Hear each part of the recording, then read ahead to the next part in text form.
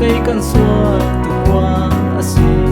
Atlanti thi san bang in a luang kan tharau zo na ro tu ruangah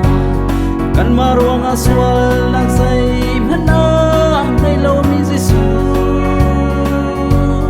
mi swal na sar in mi swal tu in na kan tro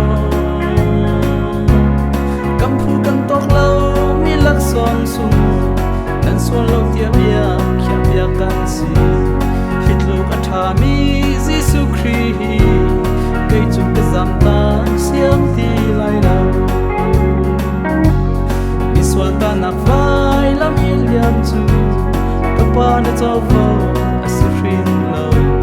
kai bang mi swal na ta nak vai lam arak sinai mi pakhat hong in valai chung a atlung min swal na kalpi du a ahar na thai kau na in mi swal na ta nak luru tlang chu na pa kan ma ruangah swal lang sai hana nei lo mi Jesuh mi swal na sar in mi swal tu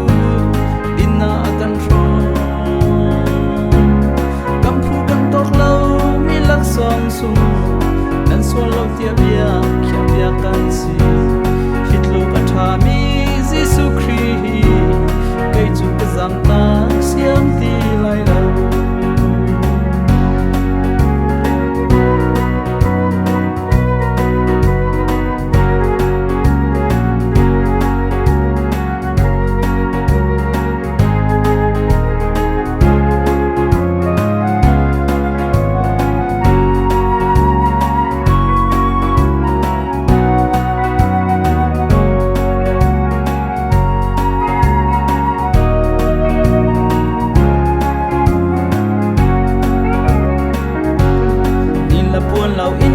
Vailam chung a kan moi bua Jesuh Christ chu an tha kan ma ruang in ning za le mual phau a in na ruat man nang la kai vial ni la puan tha he kan le lewa boy Jesuh Christ chu an ni puan cham cho fuming an zu